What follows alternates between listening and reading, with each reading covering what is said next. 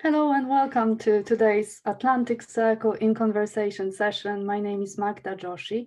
I'm the Events and Alumni Engagement Manager at UWC Atlantic and a member of the Philanthropy, Partnerships and Engagement team.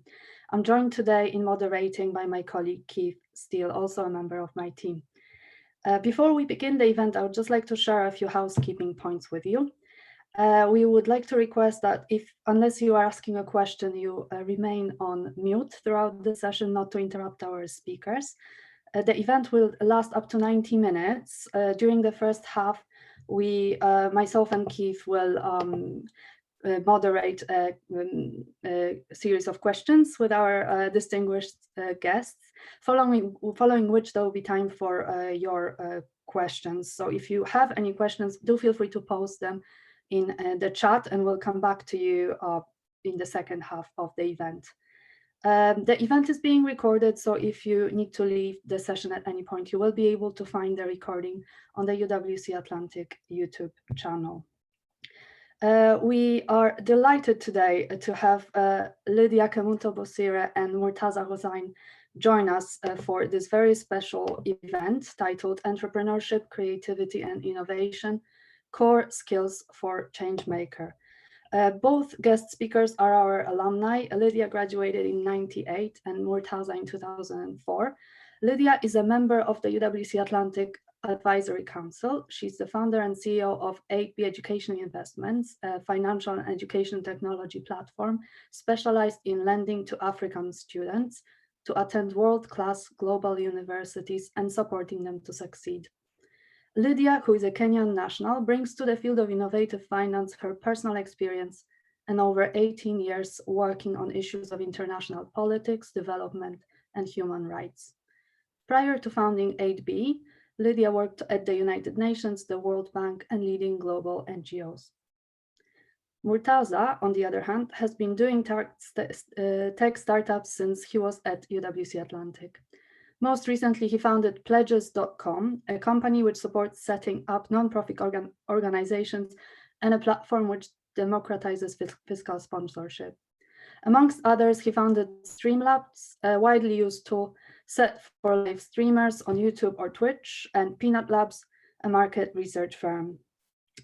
Today, a day after the World Creativity and Innovation Day, we bring everyone's attention to entrepreneurship and how it forms a core part of education innovation at the college. We are therefore delighted that Lydiah and Murtaza agreed to join us as our guest speakers. And I'll now turn to Keith to ask the first question. Thank you. Thank you very much, Magda. And thank you, Murtaza and Lydiah, for joining us, and welcome everyone. For the first question, I think, as Magda mentioned, both Murtaza and Lydiah, you've had a focus on entrepreneurship in your careers, but you've done it in different ways. For both of you, what does entrepreneurship mean to you? Murtaza, you've unmuted yourself, so do you want to go first? Sure, I can go first. Yeah. Yeah, I think it's just the joy of creating things. I think we're all creative people at heart, and we express creativity through different things. And entrepreneurship, I think, is just the sort of the creativity of creating businesses. And it's less about the business you're creating and more about the product or the experience you create. The business sort of comes afterwards. But yeah, that's how I look at it. Brilliant. Lydiah?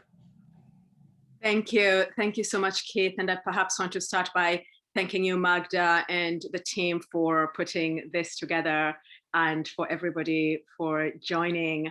I'm so excited every time I engage with the UWC community, because for me, UWC is in some ways the beginning of my finding my agency. And so it's a community that I thrill to engage with every time. So thank you.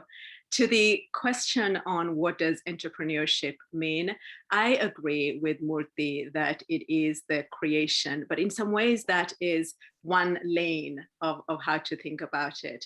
There are people who are immensely entrepreneurial and they are in massive bureaucracies, and we call that entrepreneurship, right? They're creating things within bigger structures they cannot take full ownership or credit for because of where they work within, but they're still engaging in the same exercise of creation. And then there are others who are doing so in ways that do not lead to businesses, right? They're doing so in ways that lead to either social change entities or not-for-profits. I don't see that process of creativity as any less entrepreneurial. It is really the inhabiting their agency and being the change that they want to see, whether the result is a business, it's a not-for-profit or another change-making entity, or within a bigger infrastructure. And I've been really lucky to do all those, and I look forward to sharing those experiences. Thank you, Kit. Cool. Thank you. Thank you. And kind of building up on this on these introductory comments that you've shared, we would love to hear how your entrepreneurial path took shape in terms of your career since the time you left the college. So if you could each tell us a little bit about how your career progressed since those first, question marks or first moments of where is it gonna take me to where you are now. I think it would be really interesting to hear that. So maybe we'll begin from Lydia. Thank you, Magda. I find the story of many entrepreneurs to be really interesting and admirable when someone has one big aha moment, which is, the day before I was doing one thing and the following days I am doing this thing and this thing is my entrepreneurial venture and I'm moving forward. I find that so admirable because my story was anything but that, right? I think if you had told me when I was 17 or 18, when I was in AC or even when I was in my early days in university that I would be an entrepreneur, I would have found it laughable because I wanted nothing other than being ensconced in a massive organization that is making massive change in the world. And for me, that meant the multilateral system. But the story of how I journeyed from AC, I was in Atlantic College, as was said in the introduction. I left in '98. While I was there, I was engaged in something which back then did not seem entrepreneurial at all. It just was part of the AC activism. But in retrospect, that's really an interesting part of the dots that I connect. One of our second years had started something called World Voices. That was a vehicle for engaging in a variety of global causes. And when I left Atlantic College and went to Cornell for my undergrad, I started a World Voices chapter because why not?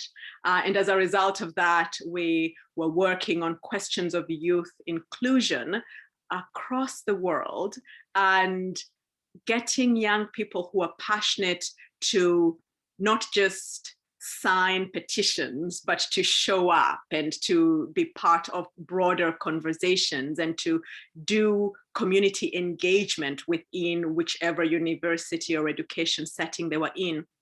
So I see that as, step one that I did not, think of as a step one then. While I was at Cornell, I started something called Youth Against AIDS, which was an advocacy platform on HIV/AIDS related questions and advocating for the question of youth inclusion. And that sort of took off for a variety of reasons, that HIV was a big issue. It was a big issue on the African continent. Here were young people who were saying we need more inclusion of this subsection of the population that is most affected in policymaking. And that was really interesting to observe. But again, you wouldn't ordinarily think of that as an entrepreneurial thing to do. There was space and we did it. And that morphed into a variety of things, some of which are in existence today. I went on to work in human rights. I went on to work at the UN. While I was at the UN, I worked on something called Deliver Now for Women and Children.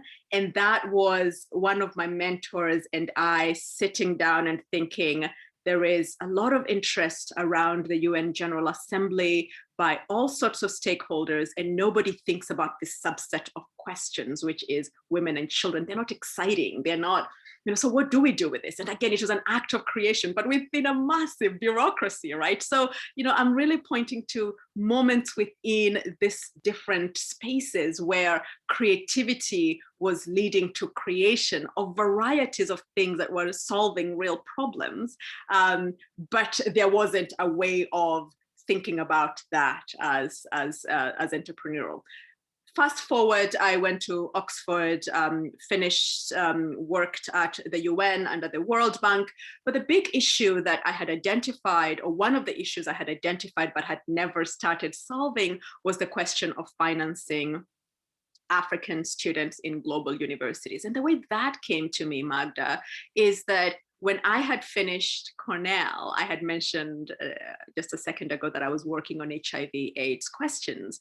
I wanted to get an advanced degree in health, and I received an offer from a graduate school to do so, but they gave me no money. This was the Harvard School of Public Health. And I remember being absolutely stunned at the idea that it was possible to receive an offer with no money, because until then I had been really lucky. I had received the UWC scholarship and I had received a scholarship to attend Cornell. So I just assumed there was a thing called scholarships that you get. And at that point I realized, oh, this thing is a very scarce thing. And, blame me for being naive, but I did think that when you're talented and you're passionate, you will get the resources. And what I realized then is actually, no, that's not enough. There is a whole dollop of luck that is involved. And then there is just sometimes no resources, and you need to think outside the box to be able to make that education opportunity, or most of the time, in fact, you forfeit it. So when I had worked in global policy in all these things that I had wanted to work in, one of the things that also became apparent to me was the representation of Africans being fewer than what I would have imagined they should be, given the range of issues that we were working on. And that led me to realize that to address that question of representation, and not just in the multilaterals, but across the board, we needed to have more Africans in the pipelines from which these institutions are hiring, and to have more Africans in the pipelines from which these institutions are hiring, we need to finance them to get into those universities. Actually, they're getting into the universities, they're simply not enrolling because they don't have the financing. And so that is the company that I'm currently working on. But as you can see, this isn't a one aha moment. It is an experience, way back in my early days, missing an opportunity because of not being able to have the financing. And that actually repeated itself when I was moving from one degree to another within Oxford, finding that I couldn't be able to finance it. Put that together with the fact that I had already a trend line of, if I see a space, I will find ways of occupying it with a solution, and then we see where it goes. That led to me now founding 8B. But as I said, Magda, if you had told me that that's the path I would have taken when I was 18 years old, I would not have thought that to be plausible. Over to you. Thank you very much for this insightful response, Lydia. Thank you. We'll turn over to Murtaza. Let's see. I actually started when I was in college, in Atlantic College. I have some fun stories from back then. I had just learned how to make websites. I had done like a summer course on website development and HTML. And me and my friends, we were like, okay, let's start a web design company. It's funny, like even when I was young, I feel like I've always had the sense that to do any big change in the world, you need a shit ton of money. And without money, you can have the best ideas and the best intentions, but really you don't have power. And, I think a lot of people look down on money. And I think especially within the nonprofit world and, the impact social world, money gets a bad rap, but I think money is the ultimate way to make change. Now you just have to get it first. So I'm very much of that philosophy that, accumulate money and then use it to do good in the world. Because if you don't, someone else may accumulate and not do that. So anyway, so I started early. We started making websites for like local businesses in Atlantic College. I remember there was a supermarket called Philco's or something in Langford Major. So we actually built their website, and then they didn't want to pay us, and that didn't go so well. But yeah, so did a bunch of like small projects there. Ended up at Williams College in the US for a year. And while we were there, we came up with this idea of a social networking website, and Facebook had just launched 8 months ago. And we were like, okay, this is really cool. And, we should do it, but more focus on events. And so we kind of launched a Facebook competitor back in 2005. It got viral. Some venture capitalists out of San Francisco called us up one day out of the blue, literally, and offered us money to drop out of college. So we did. And then we moved out to San Francisco, raised $1 million in seed money. It was more money than I had ever seen. I did not know that that was a thing, what venture capital was. And that sort of got me started onto the tech entrepreneur journey. I won't bore you with all the details, but built and sold 3 venture funded companies over the last, has it been 16, 17 years now. Most recent one being Streamlabs, was sold for about 200 million last year. And yeah, now trying to figure out how to, do more good in the world. So that's the journey. Thank you. I think it's really interesting how both of you talked about the importance of money to fund good causes and to support your what you care about. And I think that we might pick up on this later on through this event. Back over to you, Keith. Thank you. I think both of you have sort of briefly touched on this, but in regards to sort of the beginning of your career, I mean, how did you get into creating your first business, and sort of what was the steps and the skills that you thought was most important, and sort of, I guess, for someone considering something similar, I mean, what would you say was most important while you were going through with that? Lydiah? Thanks for the question, Keith. Let me perhaps start by a point that Murtaza made, which is so important, particularly for the UWC world, and then I will talk about the skills and things that I have found to be really important.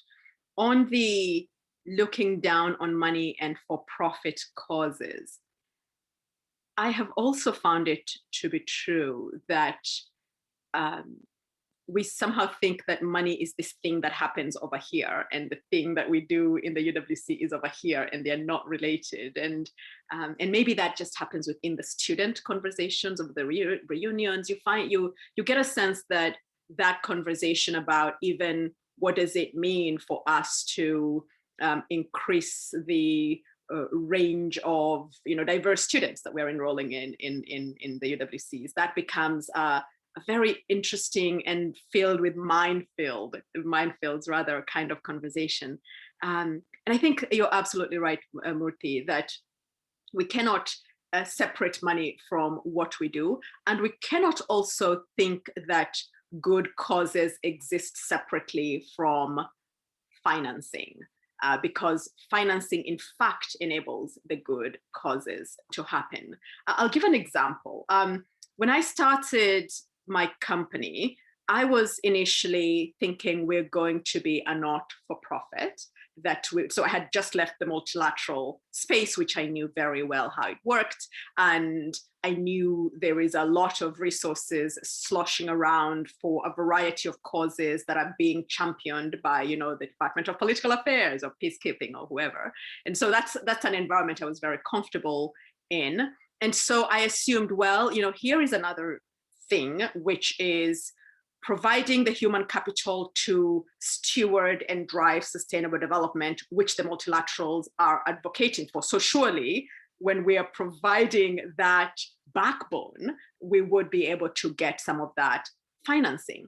And I found out that I was very wrong.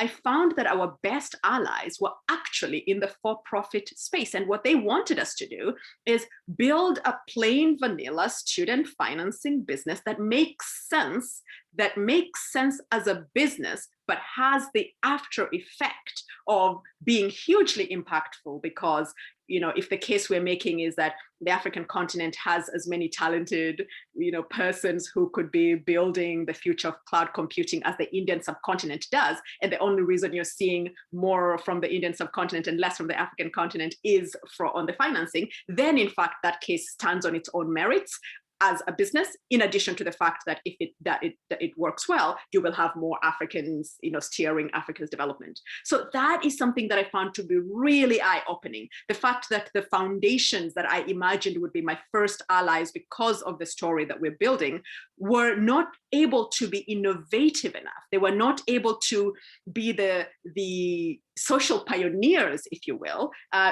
in part because they're actually wired counterintuitively to herd, to move in a pack. So they need to see others having done these things for them to do it. While venture, on the other hand, back to Murtaza's point, they want the first one. They want the early people. They want people who are ahead of the curve before anybody knows there is a thing coming around the corner called African demographics. They want to be the ones to be entering this. So I think it's really important to not vilify how change comes about, and to not think that the only pathway to innovation, not to innovation, but to change making, the way that we think about change making at the UWC, is by a not-for-profit. In fact, there's a lot of space that is scalable, infinitely more scalable in the for-profit space. But to your question, Keith, so what are the skills I have found to be most useful, and how did I start out?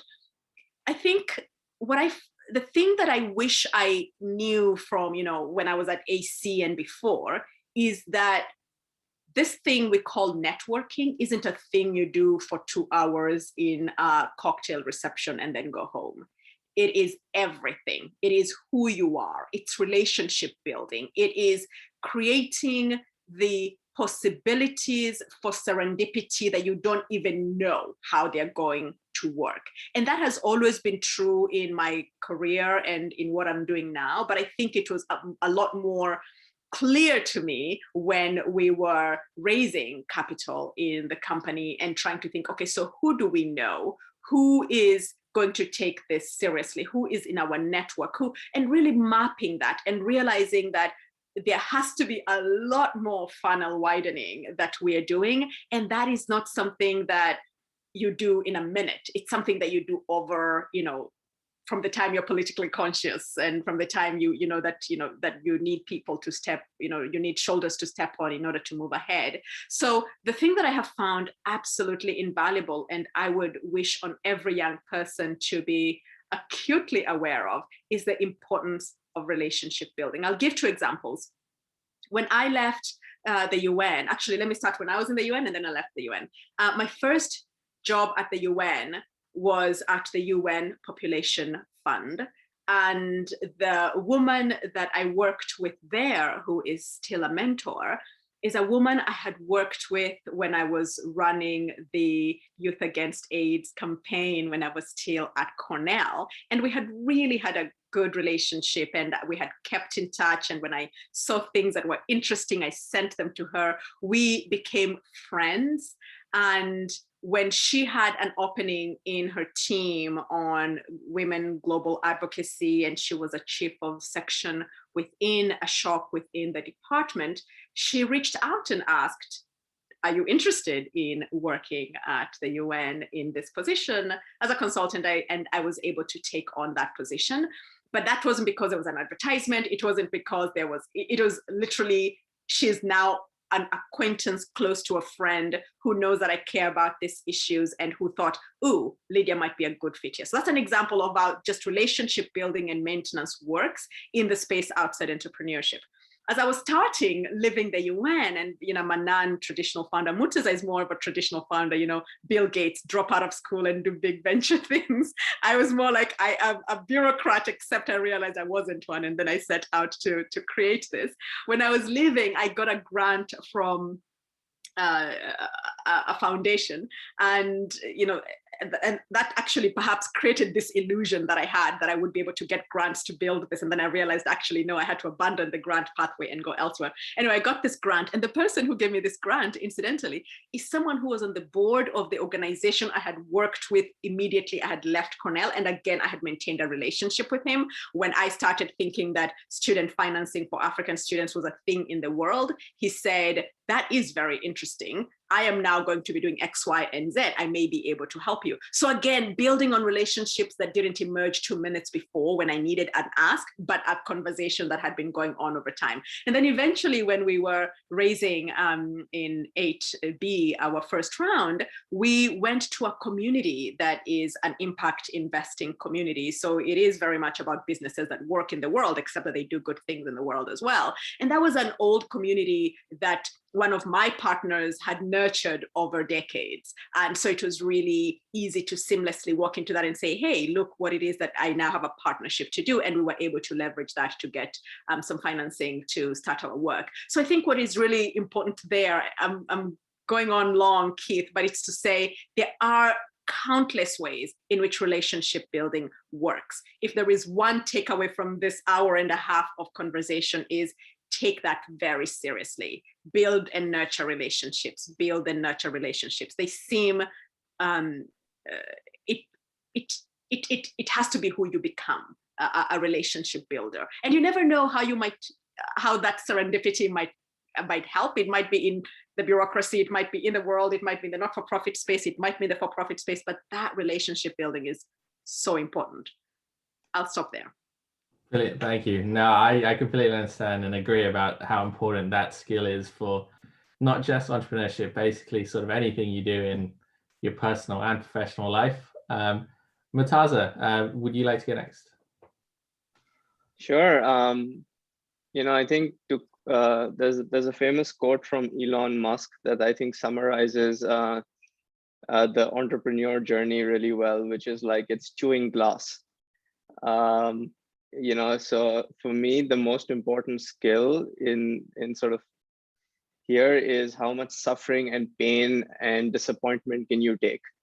Because look, I think humans are not meant to go long periods of time, 5-10 years of pain and suffering, and then have a really big reward at the end. I think humans are meant, most people are, I do a little bit of work, I get a little bit of reward. I do a little bit of work, I get some reward.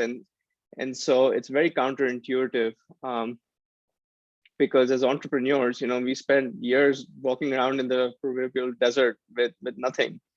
And it's literally years and years of suffering and beg, borrow, steal, and trying to figure out payroll and laying off people and all the stuff that nobody really wants to talk about or nobody really admits to even. But that's like 95%. It's suffering. It's it's a roller coaster with mostly downs and lows. It's a lot of depression. And then there's like one big aha moment or a few big aha moments. But so I think you have to, like, I'll give you an example of many examples of suffering, but here's a good one. It was 2015 after 4 years of suffering and trying like 20 different projects in a 4-year period. Me and my founders, we finally were like, okay, we found something that works, and we were building. It was called Vulcan.com, which was kind of like daily fantasy sports for esports. So in the US, because gambling is illegal, we do a thing called daily fantasy, which is legalized gambling essentially. And so we were doing it for electronic sports, professional like e-gamers. In a couple of weeks, we found a lot of traction, and we were able to raise like a $12 million round led by one of the best VC firms in the world, Sequoia Capital. And so we were literally like on top of the world, because they were like, we suffered for 4 years, we went through hell and back, and yeah, we finally found something that works. And literally like 60 days after we closed that round, the legal landscape around daily fantasy and sort of, the legalized gambling portion in the US completely changed. There was a big company called DraftKings. They had a scandal that triggered a bunch of legislation in a lot of states in the US, and it went from being mostly legal to mostly illegal. And, we had hired like something like 60 people in like 3 months, and we literally like saw our revenue go from $1 million a month to zero overnight. And we had to lay off like 45 of those 60 people who we had just hired a few months ago. And I think layoffs are like one of the most gut-wrenching things you do as an entrepreneur, because like how it'll affect everyone's lives. It's not just a business for them. A lot of them have bought into the vision and the dream, and you're essentially telling them, okay, sorry, bye. And yeah, we went from that to having to reinvent the business yet again. 5 years in, still searching for product market fit. And eventually that's what led to Streamlabs. But it's like these moments of like just incredible highs and incredible lows that I think are really difficult and don't really get talked about at all. Thank you, Murtaza. That's really, yes, insightful and really interesting to hear. You also touched upon something that I thought I was going to raise a bit later, which were some of those aha moments that are essential in the type of work that you both do. So thank you for giving those examples. I wanted now to go back to the time when you were at UWC Atlantic and what may have been some of the examples or the instances of what made you forge the path of where you are now. So how did the college incentivize or support your path, and how may it have transformed you in multiple ways? So maybe I'll start this time with Murtaza. Sure. I mean, it was a beautiful time. It was the first time I had left Pakistan. Like most people, we're plucked out when we're 16 and we land in a new country with a totally new thing. I think specifically to entrepreneurship, I mean, I see some people from my class here. Jen's here. Hey, Jen. At least back then, there was no concept of entrepreneurship. And it's not just a UWC criticism. It was like when I went to Williams College, there was no concept of entrepreneurship there too. When I was dropping out, I remember the president called me in the office and was like, don't do this. The worst decision of your life. You're going to regret it. And even at UWC, I remember I got a lot of flack for trying to, build a business because it wasn't like the social, it was more socially acceptable to go walk in protests than to try and build a business. And so, I mean, I think things now have completely changed. I mean, there's lots of great initiatives going on at Atlantic College and other UWCs, but, I think back then it was a very different world. But if I was to, pick stuff that really helped, I think it was just the experience and, the people, the friendships. And that was probably the most memorable part for me. Thank you. Lydia, over to you. Thank you, Magda. So I started by saying that I delight every time I convene with UWCers, and that's because for me, the UWC was a game changer. And I think the most important part of that is realizing that I wasn't a rule taker and a situation taker. I could also be a creator and a changer and a shaper of it. And I think Murtaza is right. A lot of it was focused around bigger global issues. It wasn't about being the next Bill Gates, but it nonetheless had the feeling of, let's solve the Israeli-Palestinian crisis before dinner, and let's address, sweatshops at breakfast. Like, it felt like big issues were part and parcel of things that we had a responsibility to do something about. And there was this magic that you somehow felt that by talking about it, you had done something about it. And, I think now, I don't know, I feel like youth activism still does maintain a bit of that, let's tweet about it. And there is a risk there that you might not realize the hard work of actually getting these things happening in the real world after you have opined about them. But I feel like every generation does have its moments of awakening to their role in the world. And I feel that the AC does a really good job in making that agency clear, palpable. You know that you can do things. And as I said, when I went to Cornell, I was already having a thing to do. I was, running a thing that was a branch of something that had started at AC, this World Voices. I didn't even know what the bigger story of World Voices was doing. I just knew I cared about the fact that you brought people together and addressed big issues. And I wanted to be able to do that in my new home. And I was able to proceed to do that. And I think that for me, as I laid out earlier, was an important part of what in retrospect is a red thread of, here is a space that nobody is occupying that needs to be occupied. Let's do something about it. Both in education institutions and out of it. I also want to mention something in the spirit of chewing glass that Murthy mentioned.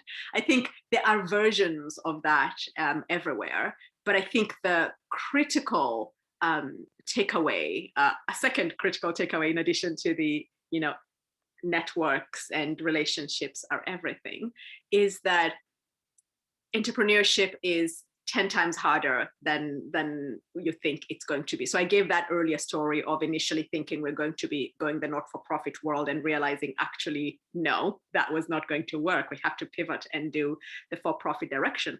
A big chunk of that simply has to do with, talking to partners that you imagine were going to be giving you the capital that you need to do things and realizing they're not going to be able to take you there, and being able to absorb that disappointment without falling apart and thinking that the world just ended, I think is part of the thick skin that one needs to be an entrepreneur.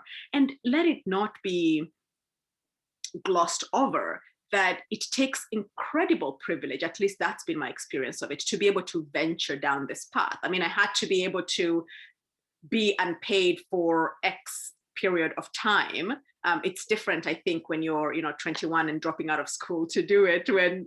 I think there are different stories to it, but even that isn't easy, I imagine. But on my side, it was, can I leave the comfort of working in a multilateral system where everything works and you're paid well and you know what you're going to be doing tomorrow and 5 years from now, into a space of completely unknown, financially incredibly insecure, and you're going to be selling your vision without the backup of, the UN logo or the World Bank logo behind you. How does that work? It is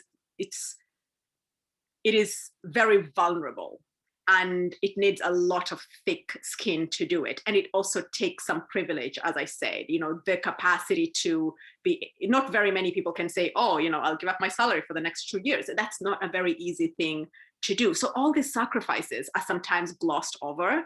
And I think it's really useful to just lay out that it is effort to go down this path. And I feel that it's still effort for me. I'm still not, we haven't gotten to a point where I can say, oh my God, we're up on the hill. Now we're looking back on all the valleys that we have had.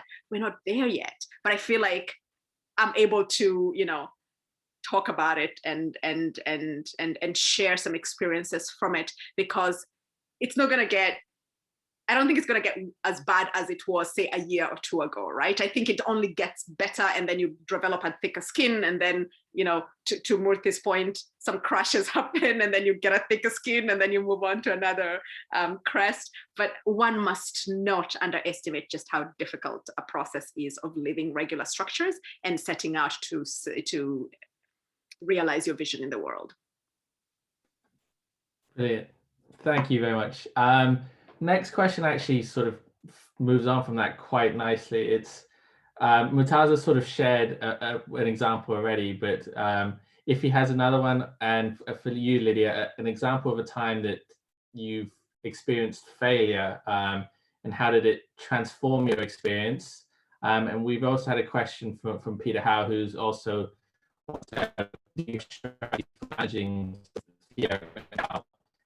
any negative comments or naysayers that might be sort of in your space.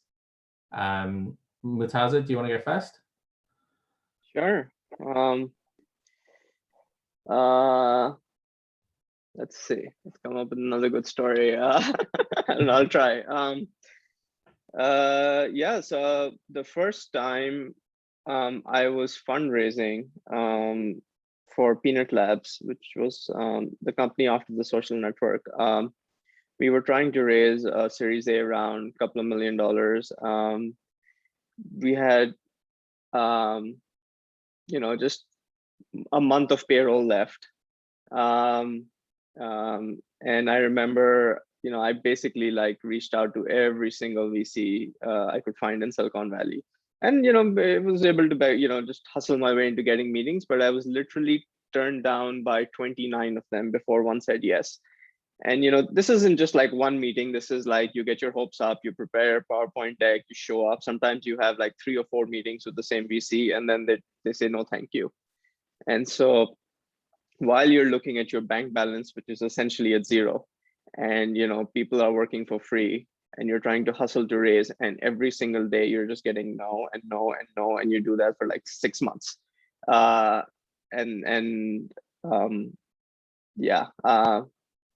was pretty painful, I would say, because, I think a lot of times the problem is not that whatever you're working on is not working.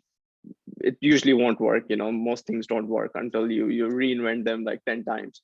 But it's the people involved, right? It's like people, their families, and so and it's a very lonely place when you're the founder, because you really don't have anyone else to talk to, right? It's like the buck stops with you. So you're looking at people's livelihoods, and you're like, oh, I'm going to have to like fire you next month, like all of you, or I don't have money to pay you. But I think going back to Peter's question on like overcoming fear and doubt, I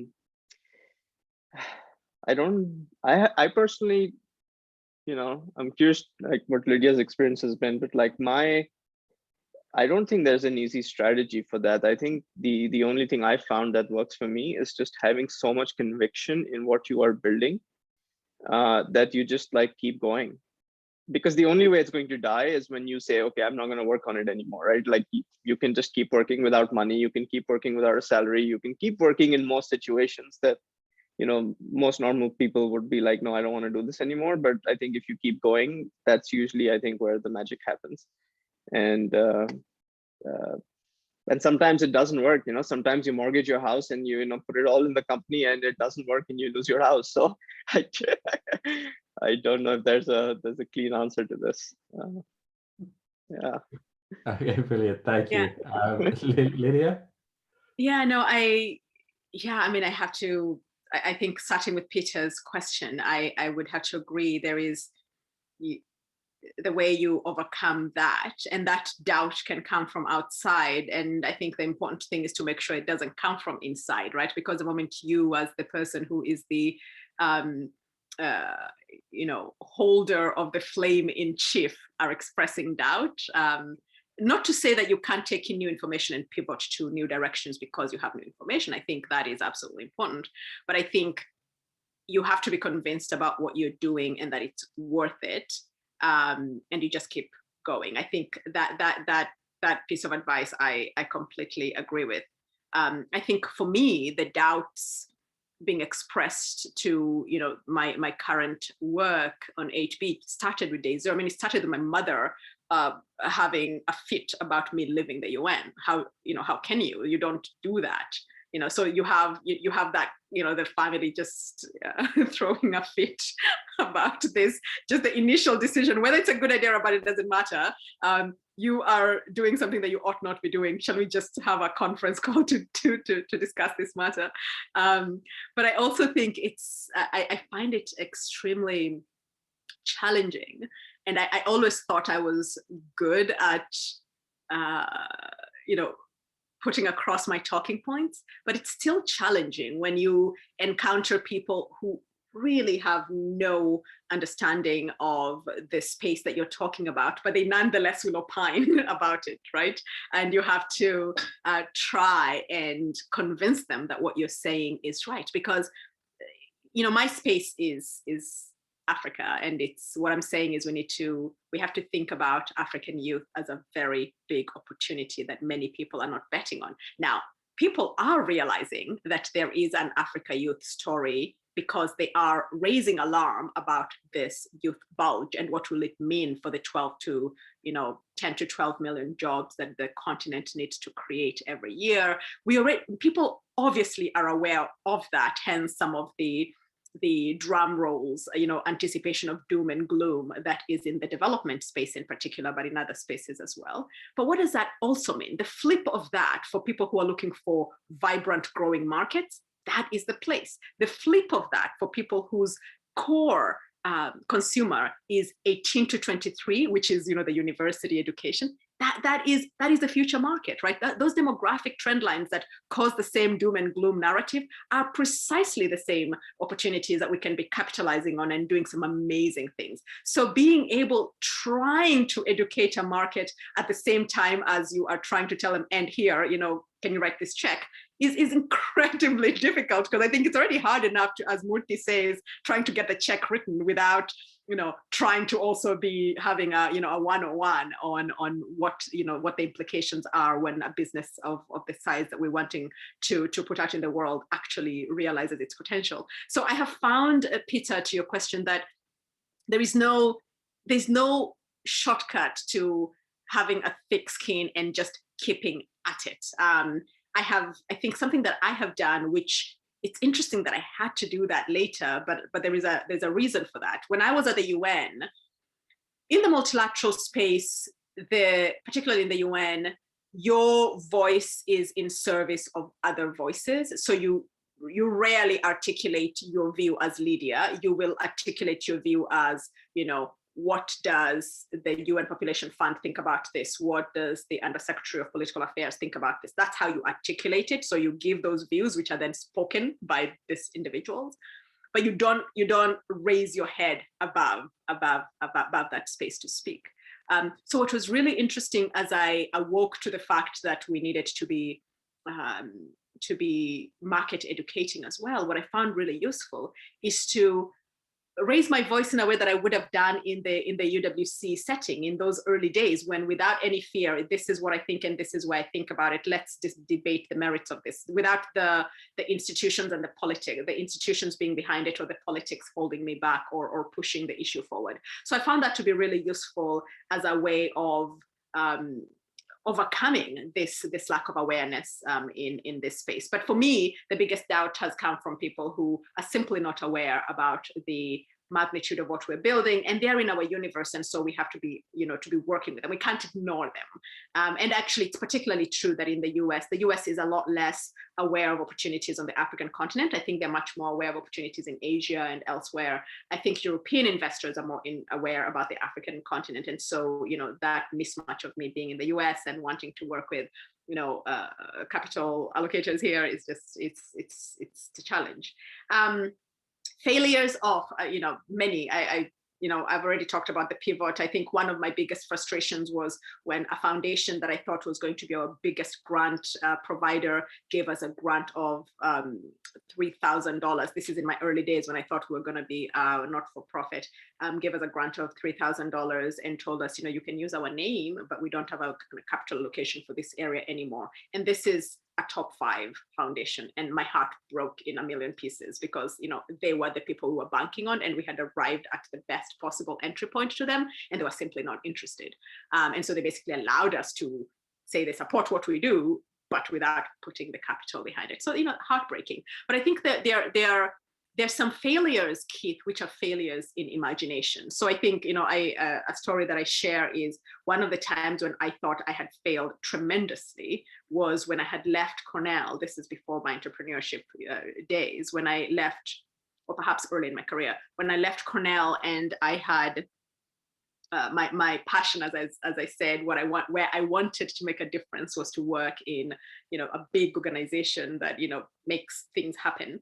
And I thought that would be the UN and the World Bank. And I applied and went through the process for the Young Professional Program at the World Bank and what they used to call the LEAD program at the UN Development Program, UNDP, which are both the career, young professional pathways into the organizations, right? There are other ways, and I ended up working for both through other pathways that are not the career pathway. But I initially thought that the only way I could do this was that. And I was very fortunate. I was interviewed for both, which was already a big thing because, you have thousands of applications and you narrow it down. And I was like, yes, this is exactly what I want to do. I was in my early to mid 20s, and both said no.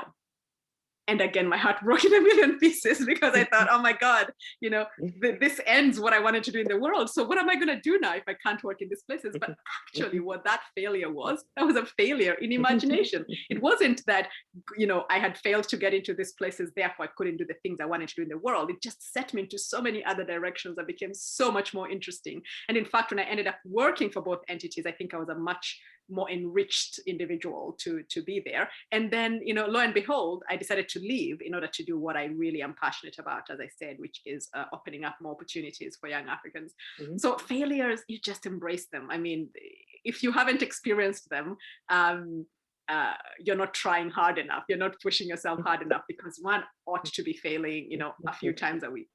So. Yeah. Hey, Keith, could I just jump in? Yeah, go for it. Sure. So back to Peter's question, I have found two things that really did have a meaningful impact in my life and ability to control these states of highs and lows. One was meditation, and the other one was psychedelic therapy. So ayahuasca trips, still technically legal in most parts of the world, but soon to be legal, I think, in a few years in the US. But I think those two things helped me immensely. So just FYI. Brilliant. Thank you, Murtaza, and thank you, Lydia, as well. Magda, do you want? Thank you. Yes, you've both shared a lot of very useful advice already on the importance of mentorship, networking, overcoming failure, being able to disconnect every once in a while. So our next question will be kind of a closing statement. This will be the final question of this part of the event. I just wanted to remind our attendees that if you'd like to ask a question, either send it to us via the chat or simply say that you would like to ask a question later on. I particularly wanted to encourage any students or recent graduates who are here with us today to take this opportunity to hear from Lydia and Murtaza. And now turning over to our last question of this part, I would like to ask both of you to comment on any advice you might have for budding entrepreneurs. So I'll start with Lydia. Thank you. I feel like I have already said this, so it's going to sound a little bit redundant, but if you're not doing so already, centralize and be intentional about building relationships. There is a big conversation that happens in the US around which demographics get funded, and ultimately that comes to, what are the networks that the people who are in those demographics have, because ultimately the answer is one of the answers in all these things. Even when I mistakenly say the answer, it is never the answer. There is no one thing that gets the whole magic process working. It is a series of things, some of which are necessary for success, and a necessary thing for your success is relationship building. I will also say that perhaps in a not so positive way, Magda, that not everybody can be an entrepreneur. We just have to be real about that. It is hard work, but not being an entrepreneur doesn't mean you can't work hard. It just means there is a series of other things that are very difficult to pull together and square the circle and make it happen. Can you be okay with the level of uncertainty that Murthy has described? Are you okay to be, months on end without a secure stream of income? There's a range of things that are absolutely necessary in order for entrepreneurship to work. And I think that we cannot we cannot pretend that there is a level playing ground for everybody who is passionate, and that's, I think, unfortunate. But let's make a real assessment about that. I think sometimes I feel frustrated when there is one entrepreneurial course after another, and we're saying, get here, everybody can be entrepreneurs, and sometimes that is a governmental response to there being inadequate jobs, and there's a lot of activity that doesn't lead us to where we want. And I really want us to have this fair assessment about what young people who want to be entrepreneurs need is capital and relationships. If they really want to be entrepreneurs and they can get those things squared, that will work. If that doesn't work, let's think about other places where we can enact change. And as I said, one can enact change within bigger bureaucracies and within other spaces. So I feel like I can go on for too long about that, but I hope that that's helpful. Thank you. That's very, very helpful, Lydia. And Murtaza? Yeah, no, I think I totally agree with Lydia. I don't think everyone even wants to be an entrepreneur. It's you look at some of the most successful entrepreneurs, and they're not very happy people. They're not very balanced or happy. I mean, look at Elon Musk. He looks miserable. He has, like, I don't know, 5, 6, 7 kids. He doesn't even see his own kids. Like, his kids don't have a father, and yet he's off trying to, like, populate Mars. So there's I think, yeah. So I wouldn't put entrepreneurs on a pedestal. It's just a specific path or life journey that they follow. I think for young people, I think figure out what your values are and whether you even want to commit to this path, because it is a miserable path for a long time. There are big rewards at the end of it, but like, it is a miserable path, and it is not for most people.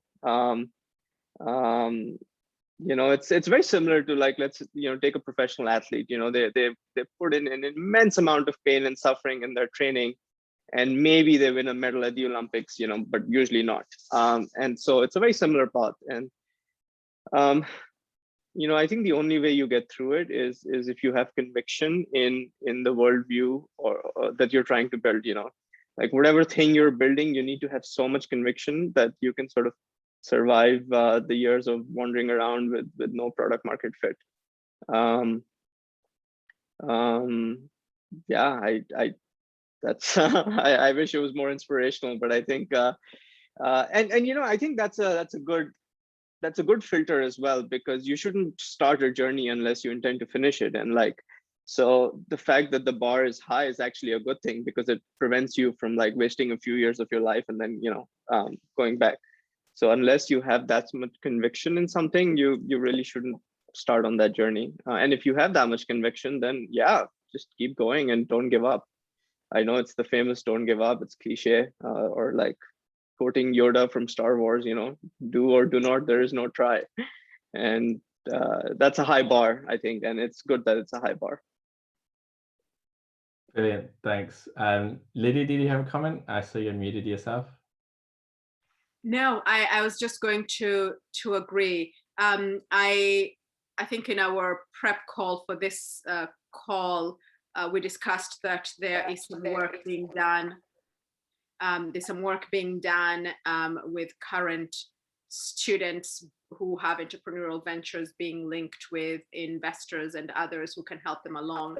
I think some of that safe space creation when people are still young to see what they can and cannot do, how passionate or excited they are, those are the kinds of things that I think are really valuable in helping. And not to say that then sets someone on a journey. Journeys are never linear.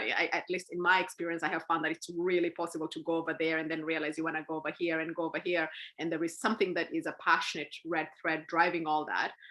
But to the extent that some early experience in the 29 no's that Murthy is talking about, one can get that under their belt while still remaining within a safe space and knowing that it's by the 30th no, I can still go on to grad school or go finish my BA or go do whatever I was doing.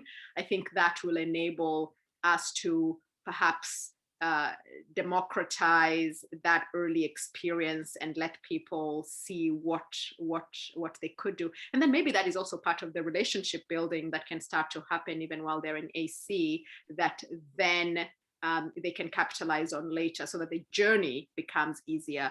My experience is that the journey is just not easy, and there's no other way to describe it. Brilliant. Well, thank you. Thank you both, Lydia and Murtaza, for your questions so far. We're going to start the Q&A section now. So as Magda mentioned, if anyone has any questions, please do pop it in the chat or make a note that you'd like to ask a question and we'll come to you. Actually, leading on from what Lydia says, one of the students at the college who they're hosting a watch party at the Lighthouse has a question. So I'll just come to them first. Ula, are you there?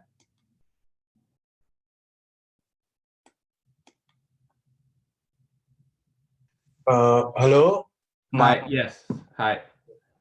My name is Samar, and like Murtaza bhai, like I would just want to ask you, like, like coming from, like, I'm from India, so like like how we have this, like, at least with my parents and like my background, we have this belief that if you want to start something, you need to finish university or like get an bachelor's or a master's. So in your opinion, like if someone has ideas and is ready to work for it, should I go to university? Should I finish a degree and then start working? Should I, like, what would be your advice? So all the academics on the call, please don't hate me for what I'm about to say. So imagine, like, when I dropped out of Williams, I had just finished my freshman year and I was, on a full scholarship, which is super rare. And my brother, elder brother, and we're only two brothers in the family, was also at Williams on a full scholarship, and he was just starting a senior year. And we both dropped out together to start our company. And if you can imagine what like the Indian Pakistani parents' response to both their only two sons dropping out of college at the same time was, so I can very much relate to that question. I think the days of having a university degree to get anywhere are over. I don't think that is the world we live in anymore.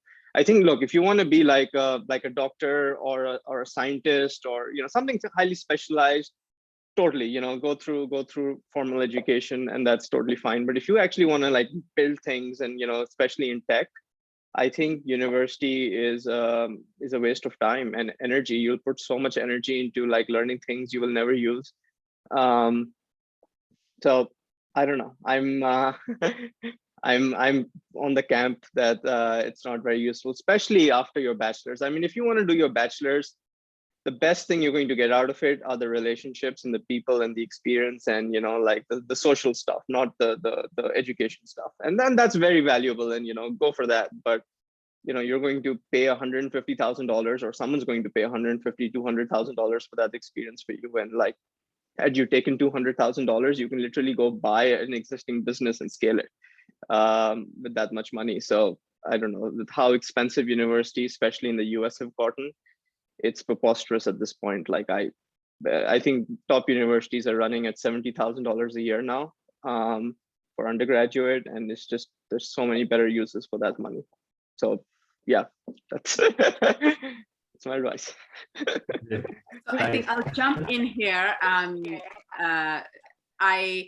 I think you're right, Murthy, that some people might disagree, but I don't know that that makes one side right and the other side wrong. I think both answers can coexist.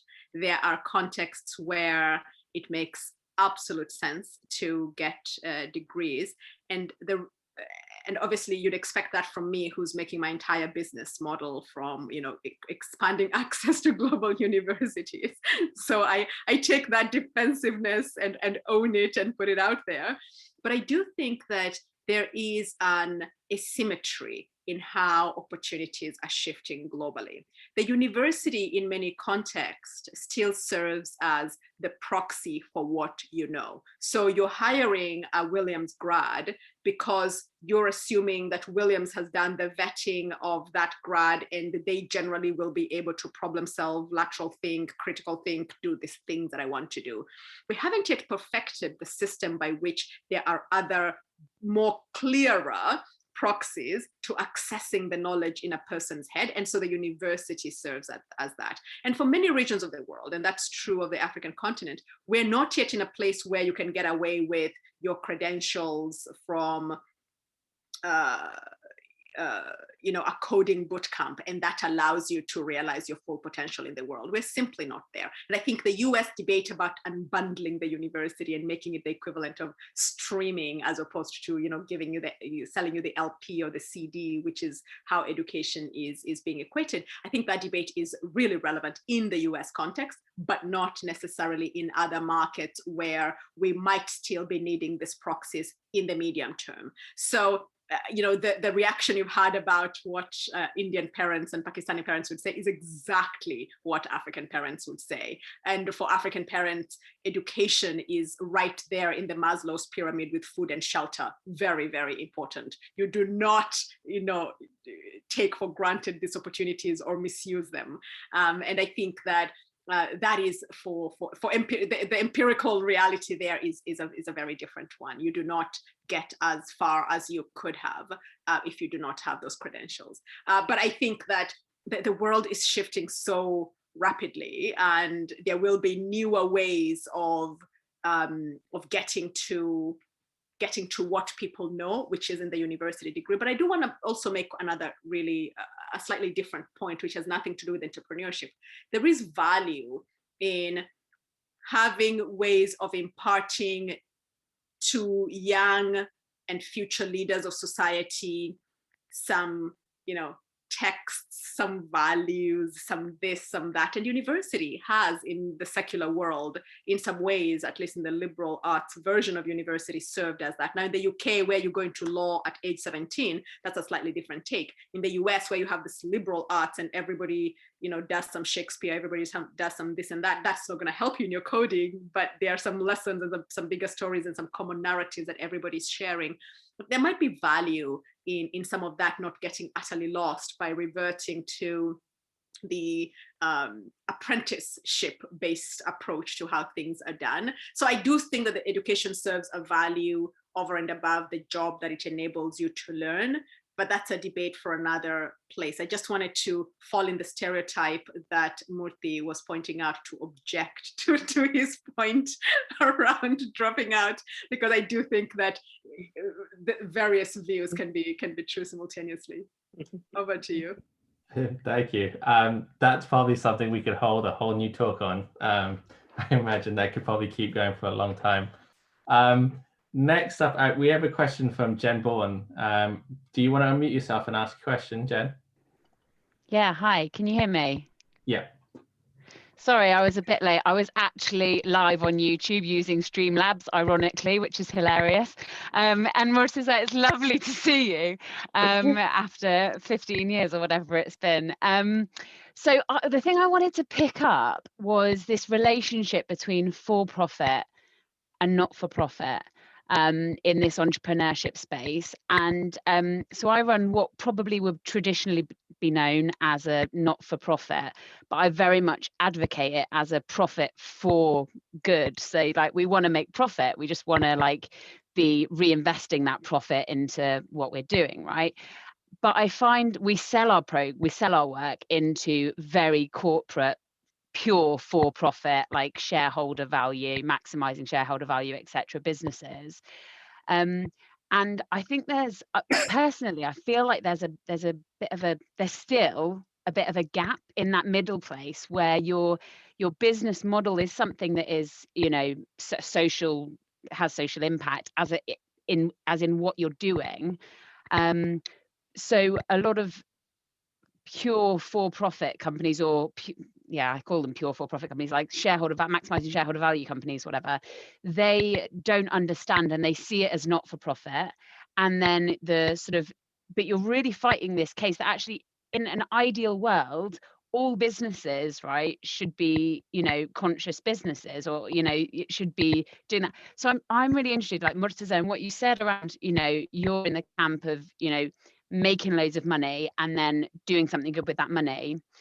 What about the businesses that are making money through doing the good, and I'm not saying that Streamlabs doesn't, because obviously it's doing really good for me right now as well, but you know, the just that relationship between not-for-profit, for-profit, and that space in the middle, because I feel like quite alone. Like there are lots of businesses doing similar things, but I feel quite alone in that space, particularly when I'm trying to have conversations with businesses that are, you know, hardcore for profit. They just don't seem to get it. So I'd really love both of your thoughts on that area. Sure. Okay. Yeah, hey Jen, it's been a while. Hey. Good to see you. Thank you for being a Streamlabs user as well. Small world.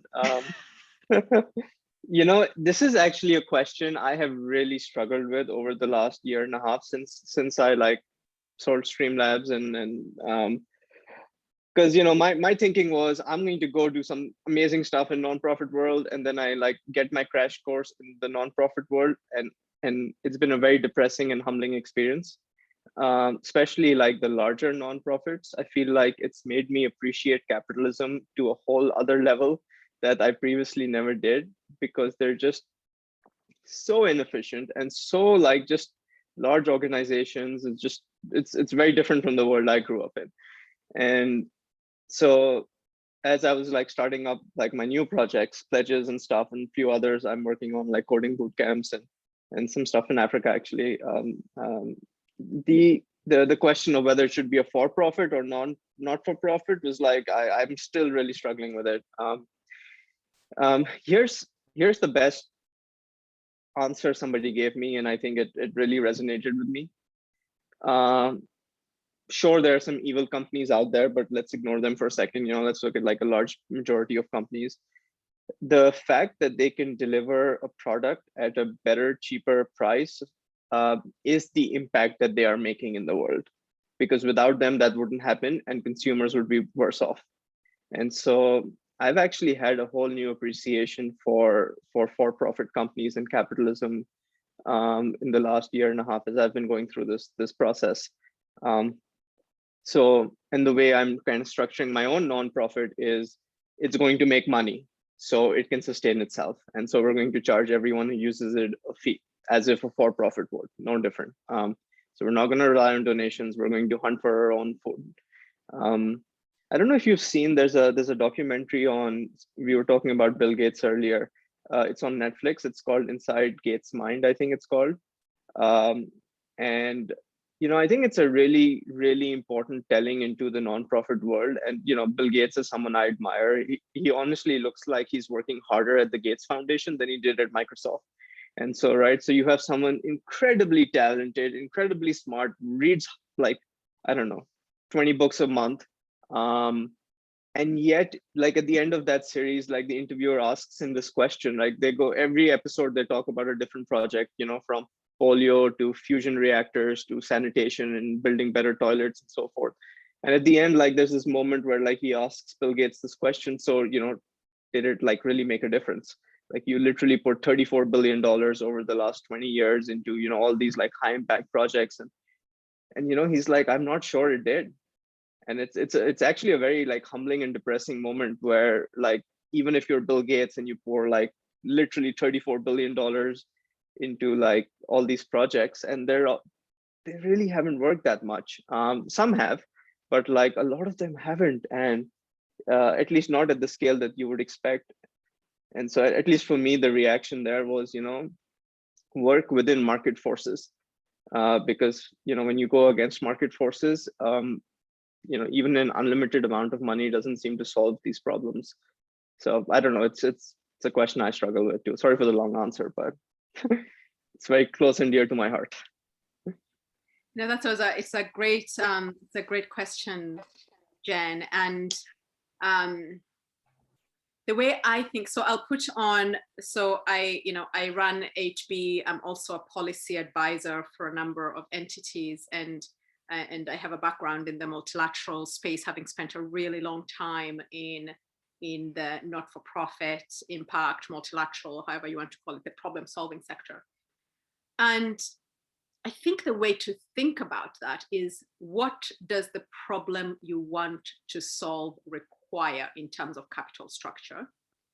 And is there a solution that can be arrived at and scaled that uses the market without increasing the harm, right? Because you've all probably encountered Anand Giridharadas' winner take all. You have entities that are, on the one hand, increasing fossil fuel extraction and pollution, and then using that profit to fund a not-for-profit on the other hand that is going to be ameliorating the lung disease that is the effect of their massive investment on this hand, right? So you want to make sure that you're not doing that. And the reason why we end up with companies that do this thing is because of the point that you make, when the focus is shareholder value maximization as opposed to stakeholder value maximization. I know another debate has already happened in this room or within the UWC space around stakeholder capitalism. But that, in its fullest realization, to my mind, is where we are able to keep all who are affected in view while using market forces. Where we have gone wrong is where we have focused on one set of entities who are the shareholders, and the workers have been underpaid, the climate has been the effect has been to the detriment of the climate and the next generation, and that is not sustainable and not where we want to go. And I think once it's clear what the problem one is solving is and what capital structures best serve it, then I think the structuring of the company follows. So in my world, where I would love to see climate change solved, but in addition to all the banners and the advocating NGOs doing the work, I want to see a massive education of geoengineers and material scientists, and solid state physicists. The solid state physicists will give us alternatives to hydrocarbons. The material engineers will give us alternatives to plastics, and our geoengineers will give us new ways of carbon sequestration. I have no idea. We need to be investing in a whole bunch of brains that are going to be doing things that we are currently not doing. Is that something that an NGO can do? I would argue that that person is going to end up working in NASA and drawing a very good salary, and that is actually a market solution. On the other hand, we also need to be solving for food insecurity in the Sahel, and we need to be solving for polio in remaining wild in small bits of Nigeria. How do we address that? That cannot be a market solution. That is a charity solution. Charity dollars, even when you have Gates's volume of charity dollars, are just not enough, including ODA, the official development assistance. These dollars are just not enough to rise up to the challenges that we need, to address the challenges that we need addressed. And therefore, being able to be very thoughtful about the other modalities that enable capital to flow and solve those solutions in a manner that is stakeholder conscious is the future. So Jen, even if you feel lonely, where you are is the future. That is where most businesses need to be going, where what they are doing is for the benefit. It's a structured in a manner that takes advantage of market dynamics and forces, but it is conscious of the stakeholders. That simply has to be the future. Yeah, I'll give you an example so I had some funds that I was going to just donate, to a nonprofit, and I actually it took me a lot of emotional maneuvering to get over that, and I actually put it in a for-profit instead. So I invested in a company. It's called Untapped, and what they do in Kenya and other parts of Africa, they're just starting out, is microfinancing. But instead of giving out loans, they're basically giving out rev share agreements. So let's say if someone wants to install a water filter in their little shop, and then they charge money every time someone fills up a bottle or a can. these guys do a rev share with that little shop owner. So instead of giving loans that are more difficult to pay off and the interest rates are really high, they're like literally doing like micro equity investments in these like really, like someone buys a bike and then uses it to like drive people around. And it took me a long time to like get over like, okay, but it's a for-profit, like is it really a donation? But I think I'm finally there now, where I think like stuff like that, because they've gone from zero to millions of dollars in like these equity investments in a year, and hopefully they can like 10x it again. And so that amount of scale of impact is rare to see. And I think, yeah, I'm coming around to that fact personally, that I think that's a better vehicle. But let me add, perhaps this is again me getting on the defensive side to defend the inefficient not-for-profits, not for the inefficiency, but for reach. I think there is something that doesn't work when we take the metric of efficiency that works in the for-profit space and translate it letter for letter into the not-for-profit space, where the problem is just a different kind of problem.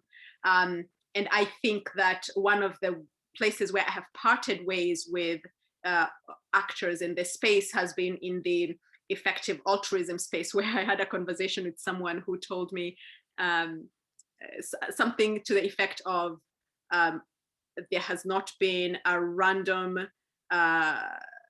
an RCT, random controlled trial in the area of higher ed. I see no value in it. I don't think it's a good investment. I remember thinking, this is fascinating, because on the face of it, it sounds like a very efficient conversation you're having, which if I haven't seen what the impact is, it doesn't matter what you tell me, I cannot invest in it. But if you take a step further and say, what is this saying? This says that we are taking a particular lens of measurability, a particular idea of what measurability is, and that become the only thing that get defined as problems that can be solved by capital, right?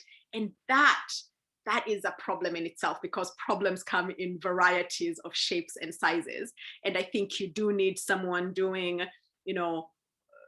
malaria bed nets, and someone creating advanced market commitments for vaccines, and someone creating, you need a variety of things that are being done by actors that are very difficult to get to with the logic of the market alone. So I don't think the logic of the market alone solves everything, but the logic of the market is a valuable tool to incorporate in the broader social change sphere. And as I said, the most important thing is, like, once we've agreed as to what the problem is, what is the type of capital that can help us solve it? Because some types are solved, some capitals are better.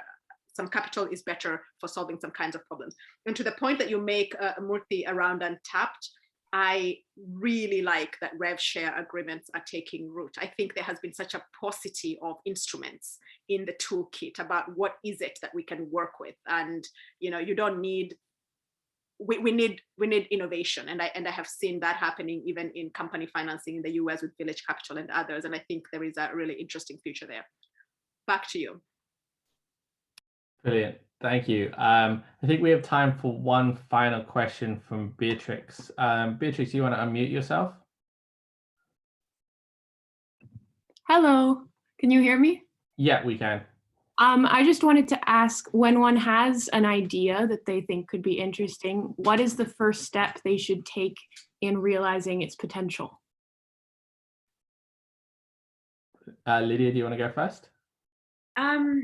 I think that's a hard one. I think you just have to do it. I feel like there is, you don't want to overthink it and theorize around it. That's why I think Silicon Valley has very helpfully coined the minimum viable product thinking. What is the minimum expression of the thing that you want to see in the world, and can you get there and see whether it works or not? Now, I've already given an example of how I thought my thing was going to be something that it turned out not to be. And I think that is a useful learning experience. When we started out in other spaces, other things that we've created, when we started out with working on youth advocacy, what we were doing initially actually was something we called Adopt a Project, right? We were raising funds across universities and sending them to youth-led projects across the global south, on the African continent in particular, to help young people who are working on HIV/AIDS work. That was highly inefficient, a lot of corruption in the supply chain, or in the chain that leads from the US to where we were putting the money, for a variety of reasons that I cannot get into, scalability questions. Ultimately, what we found to be the useful thing to do, because we started doing something and realizing the ways that it needed to change, is that morphed into a platform that every generation of young HIV/AIDS advocates get their voices heard at this biannual thing called the International AIDS Conference. So we moved from being advocacy and channeling money to being a very particular line of advocacy, because we tried things out, got new partners, expanded the tent, and got a direction of travel that had buy-in that can be built on from time to time. That's a very different answer than I'm sure Murthy would give, but I would suggest for just try it if you can. Excuse me. Yeah, no, step one, try it. Step two, just figure out what will kill you in 3 months and just make sure it doesn't kill you. I think it's a very focused way of cutting out all the noise and the million different ideas you have, and just really narrowing in and being like, okay, will running out of money kill me? Will not finding one customer kill me? Or just whatever that one thing is that will kill you in 3 months, just go focus on that, and then just rinse and repeat. I will say every idea looks really bad in its early days, really bad. To give you an example, Jen was just live with Streamlabs OBS, which is our streaming software. You should have seen how bad that was in its early days. We couldn't get it to run for 10 minutes without crashing. And then we got it to 20 minutes without crashing. Then we got it to 30 minutes without crashing. And so anything that you look out there in the world and it looks really successful and polished and sexy, I can tell you for 100% it looked like the worst piece of censored in its early days. And that's okay. You have to learn to embrace the ugly, and then just it'll get better over time. Everything does. And one of the things I find very difficult is when you come up with an idea and you want it really polished and amazing and high end, and then you look at your first version and you're just so disappointed. You're like, oh my God, this looks embarrassing. I can't even believe I'm associated with this. And that's okay. You just have to lean into that feeling and be okay with it, because everything looks really crappy at the early days, and that's how you get started. I really like that, Murthy.